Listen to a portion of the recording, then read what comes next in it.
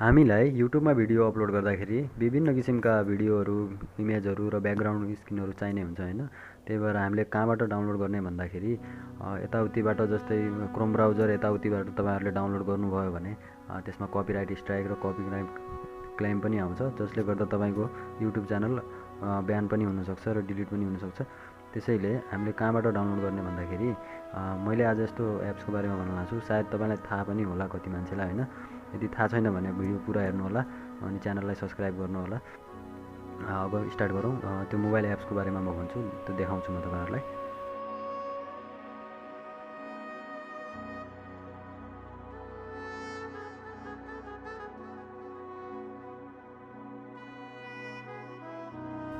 Finally guys अब म आफ्नो मोबाइलको प्ले स्टोरमा आइसकेको छु होइन। अब यहाँ हामी सर्च गरौँ PIXBAY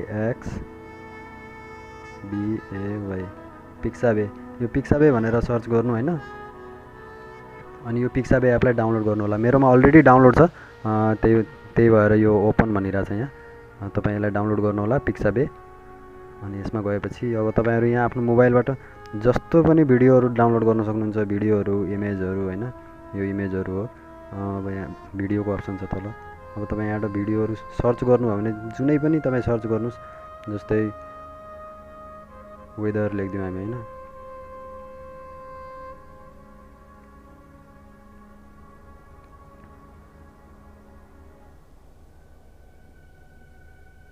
अब हामी यसमा कुनै पनि लेखौँ, जस्तै अफिस भनेपछि दुनियाँभरि तपाईँ फोटो पाउनुहुन्छ, भिडियो पाउनुहुन्छ, सबै 4K मा, HD मा र सबै जति पनि तपाईँ जस्तै कुनै हामी ओपन गरौँ, कस्तो भिडियो, जुनै भिडियो चाहिए पनि तपाईँलाई मिल्छ यहाँबाट। र यो सब कपिराइट फ्री लाइसेन्स हुन्छ यसमा। यो यहाँ लाइसेन्स देख्न सक्नुहुन्छ, licence free to use under the Pixabay licence, no attribution require. मतलब तपाईँलाई कुनै पनि यसको यदि तपाईँहरूका लागि यो भिडियो तपाईँले जति युज गर्दा पनि यहाँबाट भिडियोलाई लाइक गरिदिनु होला। जे पनि भेटौँला त्यसमा युट्युबमा अपलोड गर्दा तपाईँलाई